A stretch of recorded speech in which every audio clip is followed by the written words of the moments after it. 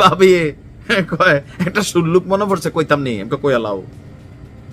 আসবে এমন কলিকাল, বাঘে চাটবে ছাগলের গাল। মানে ভাবির দাদা শ্বশুরে এই কথাটা কইয়া গেছিল। গ মুসলিমের বউ হনো কথাটা মনোযোগ দিয়া, জীবনে কোনো একদিন কামে লাগবো। আমি কি এটা কইলা খাকো ভাই, মন হইলো কইলাম আর কি। যাই হোক, আমাদের আলোচনা এদিকে না, আলোচনার তো ভাই নতুন মোড় চলে আসছে। নির্বাচনকে কেন্দ্র করে বা জুলাই সনদ, জুলাই অভ্যুত্থান, যেই কাগজপত্র সবকিছুকে কেন্দ্র করে আজকে এনসিপির নেতারা যেই ধাঁচে ডক্টর মোহাম্মদ ইউনূস সহ তারেক রহমানকে মোটামুটি হোয়াইট ওয়াশ করে দিছে।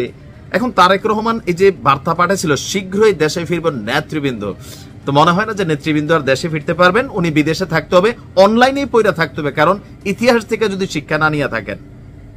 আপনি ভাবতে পারেন যে তারেক রহমানকে ঘিরে এমন একটা মন্তব্য করে বসছে, তারেক রহমানকে ইঙ্গিত করে নাসিরউদ্দিন পাটোয়ারি, ওই যে মুসলিম ভাইয়ের বউয়ের গল্পটা আমার কেন জানি মাঝে মাঝে মাথায় আসে। যাই হোক, জাতীয় নাগরিক পার্টির মুখ্য সমন্বয়ক নাসিরউদ্দিন পাটোয়ারি বিএনপির ভারপ্রাপ্ত চেয়ারম্যান তারেক রহমানের দিকে ইঙ্গিত করে বলেছেন, যমুনা টেলিভিশনের প্রতিবেদন, যে ইতিহাস থেকে শিক্ষা না নিলে বিদেশে অনলাইনে পড়ে থাকতে হবে। তার মানে কি আপনারা দেশে আসতে দিবেন না?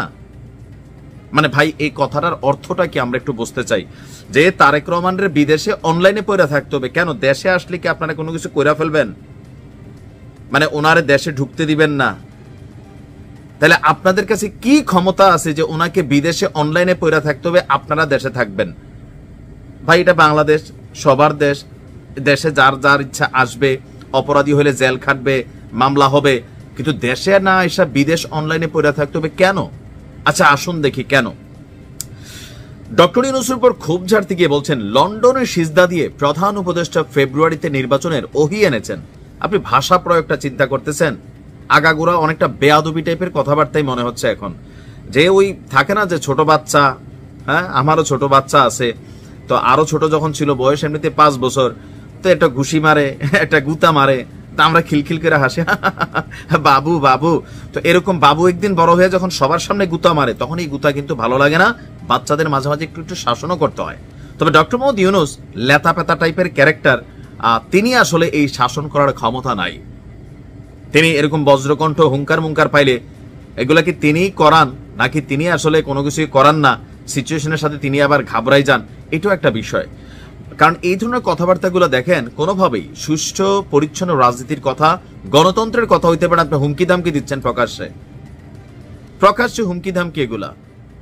তারপর বলছেন যে নির্বাচন হলে গণপরিষদ নির্বাচনই আগে দিতে হবে।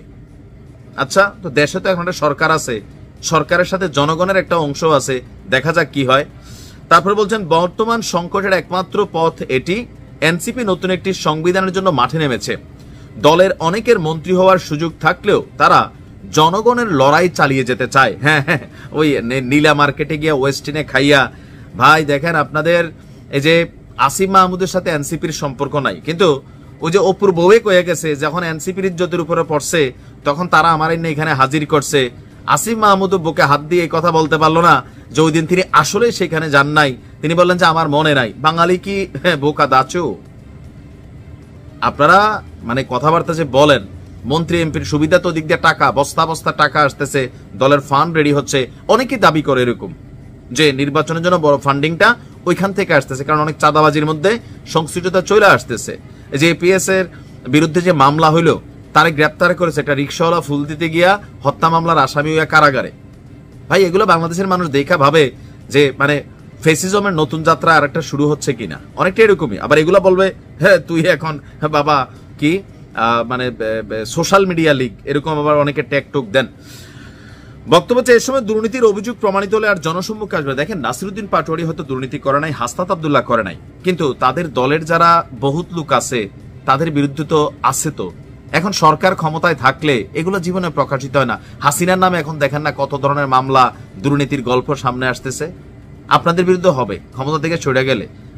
তারপর তিনি বলছেন রাজনৈতিক দল বাদে জনগণকে সঙ্গে নিয়ে জুলাই ঘোষণাপত্র করা উচিত ছিল। তা আপনারা কি ছিলেন না জুলাই ঘোষণাপত্রের দিন? আপনি কক্সেস বাজারে হাওয়া খাইতে গেছেন, প্লেন চড়ে চড়ে আপনারা সেইখানে প্রকৃতি নিয়ে ভাবতে গেছেন কেন? ওই সময় কেন আপনারা বলছে যে এ সময় ভারত জাতীয়তাবাদী ব্যানারের আড়ালে ষড়যন্ত্র করবে বলেও মন্তব্য করছেন তিনি। মানে মন যা চায়, একটা মুখ আছে প্লাস্টিকের, বইলা দিলাম নাকি। একটা ব্যালেন্স থাকা দরকার কথাবার্তার মধ্যে, এটা আমি মনে করি। জনাব তারেক রহমানকে আসলে এবার এই চ্যালেঞ্জ মোকাবেলা কইরা দেশে আসবেন। তিনি যে দেশে আসেন না, আমার কাছে একটু আশ্চর্য লাগে। তিনি আসলে মনে হয় ভীতু মানুষই, কারণ কিসের ভয় পাচ্ছেন দেশে আসতে তিনি? এখন তো পরিস্থিতি আরো ঘোলাটে হয়ে গেছে। দেখা যাক তারেক রহমান আসে কিনা শীঘ্রই। ভালো থাকেন।